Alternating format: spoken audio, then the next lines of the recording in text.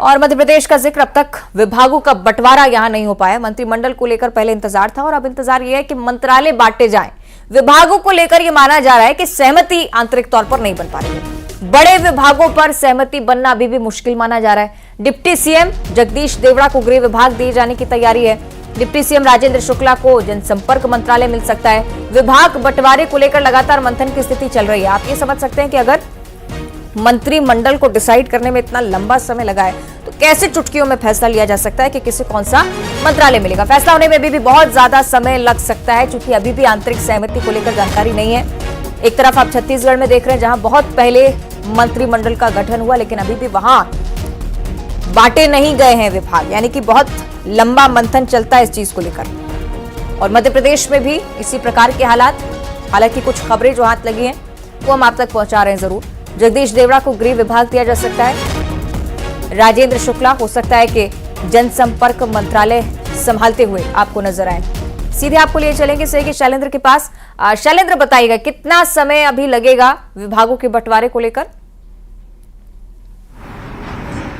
देखिए, जो सूत्र है वो बता रहे हैं कि 102 दिन का समय अभी और विभाग के वितरण में लग सकता है। देखिए, जिस तरीके से पहले ये कयास थे कि जिस दिन शपथ ग्रहण हुआ था मंत्रिमंडल का, उसके अगले दिन तक इनको मंत्रियों को उनके विभाग वितरित किए जाने थे। लेकिन कुछ जो महत्वपूर्ण डिपार्टमेंट्स हैं उनको लेकर कहीं ना कहीं पेच फंसता नजर आ रहा है। पेच इसलिए भी फंस रहा है कि 4 दिग्गज जो नेता है, जो सांसद और केंद्र की राजनीति में सक्रिय रहे, वो इस बार मंत्रिमंडल में शामिल किए गए। इसके साथ ही 6 जो है वो ऐसे विधायक हैं जो शिवराज सरकार में भी मंत्री थे, वो इस बार फिर से मंत्री बनाए गए हैं। तो ऐसे 10 लोगों को कौन कौन से बड़े मंत्रालय दिए जाए, इसको लेकर मंथन चल रहा है। खासकर गृह मंत्रालय की बात हो, लोक निर्माण विभाग की बात हो, नगरीय प्रशासन की हो, ग्रामीण विकास या स्वास्थ्य मंत्रालय, ये वो मंत्रालय है। इसके अलावा एक राजस्व एवं परिवहन, इन मंत्रालयों को लेकर जो है वो सहमति नहीं बन पा रही है। पहले ये बना जा रहा था कि गृह मंत्रालय की जिम्मेदारी प्रहलाद पटेल या कैलाश विजयवर्गीय को दी जा सकती है, लेकिन अब ये जो जानकारी आ रही है उसके अनुसार ये पता चल रहा है कि डिप्टी सीएम जगदीश देवड़ा को गृह मंत्रालय दिया जा सकता है। इसके पहले भी वह गृह और जेल मंत्रालय संभाल चुके हैं। वहीं दूसरे डिप्टी सीएम राजेंद्र शुक्ल पहले भी जनसंपर्क मंत्रालय संभाल चुके हैं। संभवतः उन्हें इस बार जनसंपर्क मंत्रालय की जिम्मेदारी फिर से दी जा सकती है। इसके साथ ही कैलाश विजयवर्गीय हो, प्रहलाद पटेल हो, राकेश सिंह हो या राव उदय प्रताप, इन सभी को बड़े और प्रमुख महकमे की जिम्मेदारी मिल सकती है। जो इसके अलावा जो 6 जो पूर्व में मंत्री रहे, ऐसे लोगों को भी महत्वपूर्ण विभागों की जिम्मेदारी दे सकती है। हालांकि किसको क्या जिम्मेदारी मिलेगी, अभी इसको लेकर बहुत सारे संशय नजर आ रहे हैं। हालांकि ये माना जा रहा है कि जिन विभागों का मैंने नाम लिया, चाहे लोक निर्माण हो, नगरीय प्रशासन हो, स्वास्थ्य हो, ग्रामीण विकास हो एवं सहकारिता हो, और या इसके अलावा राजस्व एवं परिवहन, इन डिपार्टमेंट्स में से इन लोगों को वितरित किए जाना है। तो यही कारण है कि मंथन और चिंतन का दौर अभी बीजेपी में लगातार, यही कहे कि प्रदेश जो आलाकमान है उस पर मंथन हो रहा है। एक कयास ये भी लगाए जा रहे हैं कि ये इन विभागों के मंथन को लेकर दिल्ली में भी ये सूची भेजी गई है और वहां से भी एक नामों को भेजा गया है, ताकि ये जो विभाग का वितरण है वो सही तरीके से हो पाए। क्योंकि देखिए, यहाँ तमाम तरह के मंथन के बाद भी अब तक अगर विभाग वितरण नहीं हो पाए, इसका मतलब सीधा है कि दिल्ली दरबार के हस्तक्षेप के बाद ही मध्य प्रदेश में मंत्री जो बने हैं उनको विभागों का वितरण हो पाएगा। जी ठीक है, यानी कि समय अभी बहुत ज्यादा लगने वाला है। चलिए, बहुत शुक्रिया आपका शैलेंद्र ये जानकारी साझा करने के लिए। लेकिन मंत्रालय आप देख रहे हैं बटे अभी नहीं है, लेकिन काम भी ताबड़तोड़ चल रहा है। मुख्यमंत्री की तरफ से बैठकों का दौर भी लगातार चल रहा है। आज कृषि और लोक निर्माण विभाग की बैठक भी डॉक्टर मोहन यादव ले रहे हैं। यानी कि मंत्रालय भले ही ना बटे हों, लेकिन मध्य प्रदेश में योजनाओं का काम जो है वो निरंतर चलने वाला है। कल्याण विभाग की बैठक, लोक कल्याण और किसान कल्याण, दोनों विभागों की बैठक होनी है। योजनाओं की समीक्षा कर रहे हैं मुख्यमंत्री। आगे के लिए तैयार भी हो रहा है रोडमैप कि आखिर क्या कुछ आगे करना है।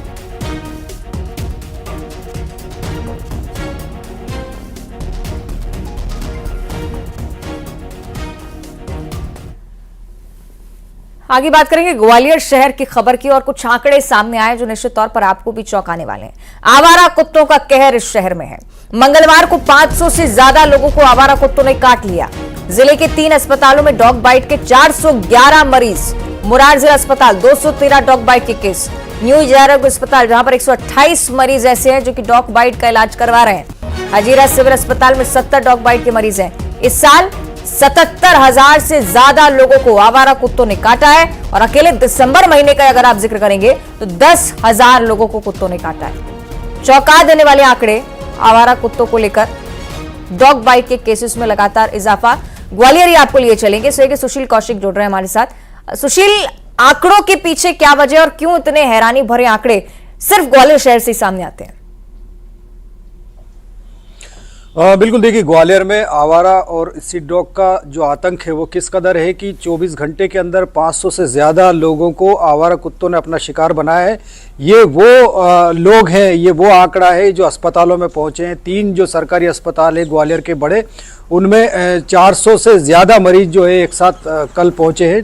तो निश्चित तौर पर ये जो आंकड़े हैं कहीं ना कहीं डराने वाले हैं। और अगर आप बात करें तो 362 दिन में इस साल 77,000 से ज़्यादा लोगों को आवारा कुत्तों ने अपना शिकार बनाया है। पूरे जिले भर में 50,000 से ज़्यादा आवारा कुत्ते हैं।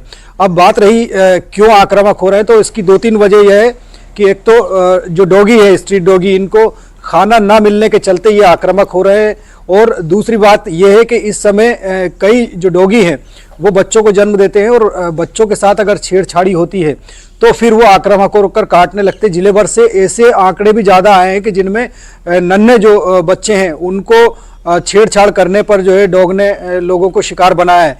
इसके अलावा जो भोजन न मिलने के चलते सबसे बड़ी वजह ये भी सामने आ रही है। इसके अलावा जो मौसम है, ये मीटिंग का मौसम है डॉगी का, यही वजह है कि इस दौरान जब भी लोग उनके पास जाते हैं तो वो असुरक्षित महसूस करते हुए लोगों पर हमला कर देते हैं।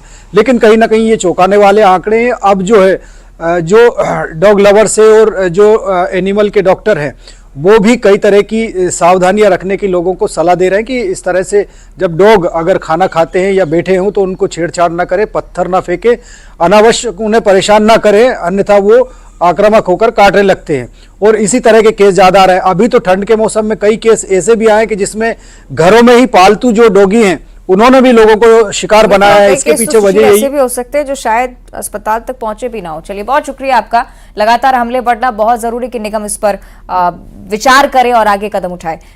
और अब जिक्र छत्तीसगढ़ का भी कर लेंगे, जहां कोरोना परेशान किए हुए पैर पसारने एक बार फिर से शुरू कर दिए इस बीमारी ने। प्रदेश में कोरोना के 5 नए मरीज, रायगढ़ बस्तर में 2-2 मरीज मिल रहे हैं। आप देख रहे हैं लगातार स्थिति बद से बदतर ना हो, इसका प्रयास जमीनी स्तर पर हो भी रहा है। रायगढ़ बस्तर में मरीज मिलना, रायपुर से भी एक मरीज का सामने आना। एक्टिव केसेस की संख्या 19 पर पहुंची है। मरीजों की संख्या 6, प्रदेश की औसत दर पर हम आपको बता रहे हैं। पॉजिटिविटी दर भी 0.15%, ज्यादा नहीं है लेकिन सावधानी बरतना फिर भी जरूरी है। सीधे आपको लिए चलेंगे रायपुर। तनु वर्मा हमारे साथ जुड़ रही हैं। तनु, बताइएगा मौजूदा हालात क्या कहते हैं कोरोना को लेकर और क्या सावधानी बरतने की जरूरत नहीं है अभी?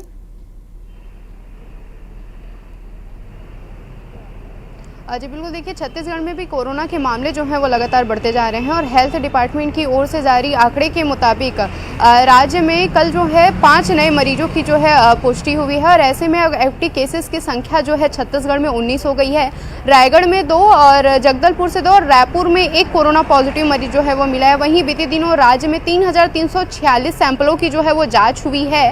इसके साथ ही कोरोना के मामलों में लगातार बढ़ोतरी भी देखी जा रही है। इससे पहले राज्य में सबसे अधिक कोरोना संक्रमित मरीज की हम बात करें तो दुर्ग में 7, रायपुर में 6, बिलासपुर और कांकेर में जो है 1-1 कोरोना के सक्रिय मरीज जो है वो मिले हैं। ऐसे में एक्टिव केसेस की संख्या जो है वो दिनों दिन बढ़ते जा रही है। वहीं लगातार बढ़ते मामलों को देखते हुए हेल्थ डिपार्टमेंट की ओर से लोगों को एहतियात बरतने की अपील की जा रही है। सर्दी, खांसी, बुखार जैसे लक्षण पाए जाने पर उसे मौसमी बीमारी समझ के नज़रअंदाज न करने की बजाय तुरंत जो है सामुदायिक केंद्र में जाकर जाँच कराने की बात कही जा रही है। इसके साथ ही हेल्थ डिपार्टमेंट भी जो है वो अलर्ट मोड पर है। राज्य के सभी जिलों में कोरोना के जांच के लिए एक समुचित व्यवस्था जो है वो की गई है। जी चलिए, यानी कि ये समझ लेना जरूरी है कि सावधानी बहुत ज्यादा आवश्यक है इन हालातों में। बहुत शुक्रिया आपका तनु, फिलहाल जानकारी साझा करने के लिए।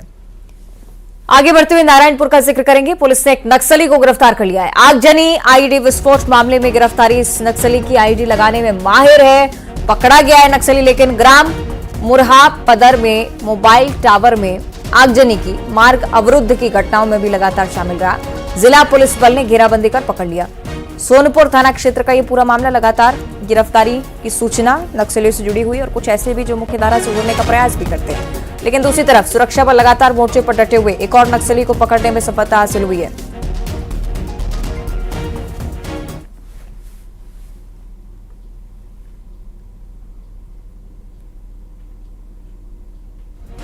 थाना सोनपुर क्षेत्र अंतर्गत एक संदिग्ध व्यक्ति को पकड़ा गया है, जिससे पूछताछ करने पर उसने अपना नाम गुड्डू सलाम उर्फ रैनू सलाम निवासी गाड़ावाही का होना बताया, जिससे पूछताछ करने पर उसने अपने आप को मार डिवीज़न के अंतर्गत नक्सल सहयोगी के रूप में कार्य करना स्वीकार किया।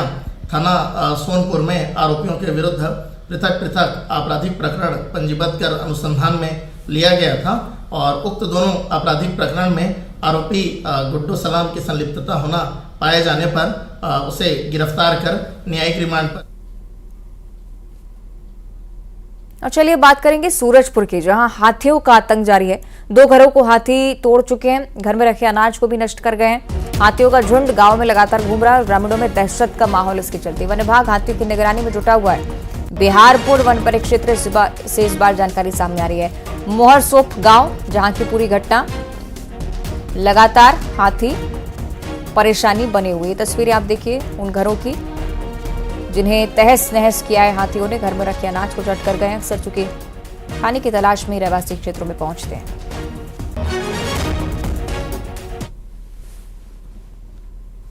और मध्य प्रदेश की एक युवती जयपुर में रईसजादे की रईसी की भेंट चढ़ गई। छोटे से विवाद को लेकर रईसजादा इतना भड़क गया कि उसकी अपनी कार से कुचलकर युवती की जान ले ली। आखिर क्या कुछ हुआ आपको दिखाएंगे।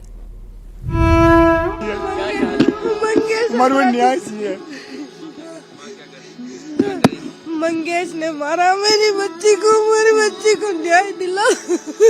मंगेश अरोरा।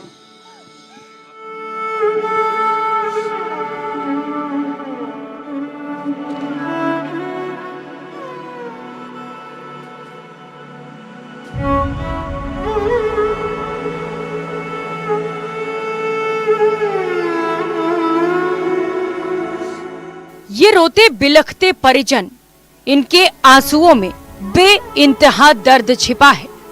प्रशासन अब इनके आंसुओं को पोंछ रहा है, क्योंकि इस अभाग्यशाली बुजुर्ग ने अपनी बेटी को खो दिया है, जिसकी एक रहीशजादे ने नशे में कार चढ़ाकर हत्या कर दी थी।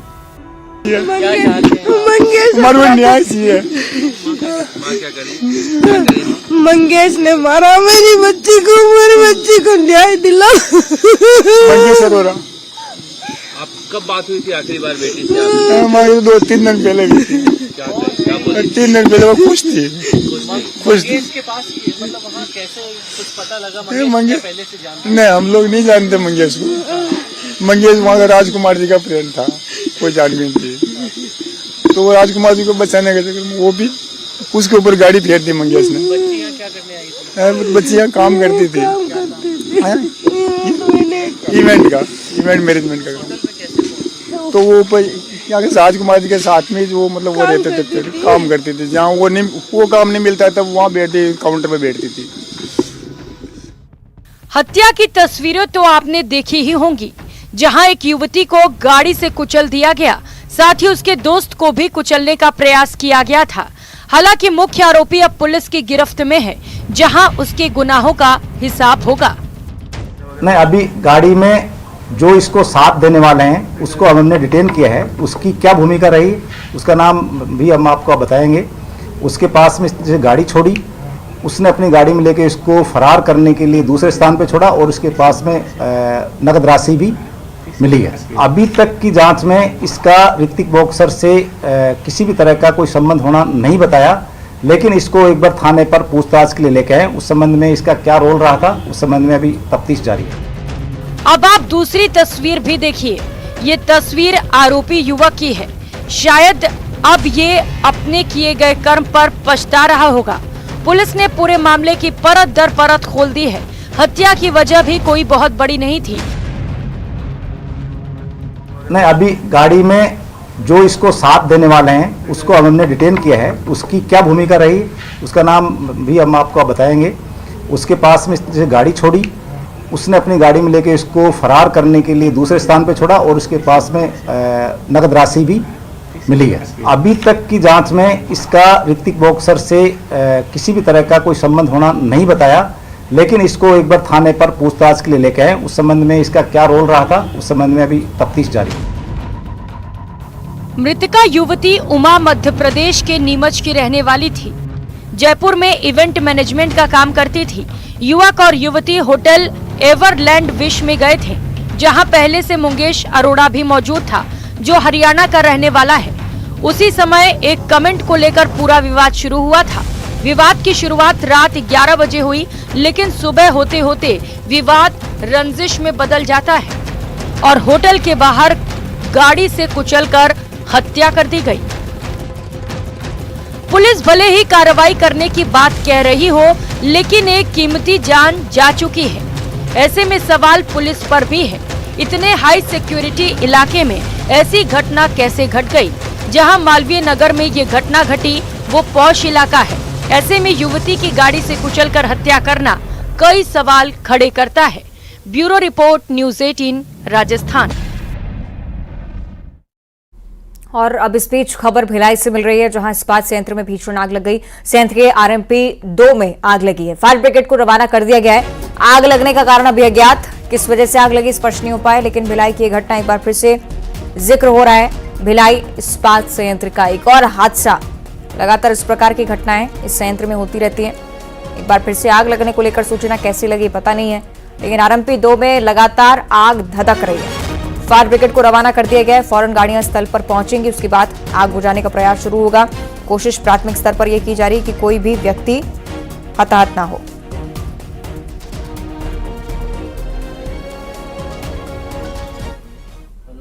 और इसी के साथ बुलेटिन में इतना ही।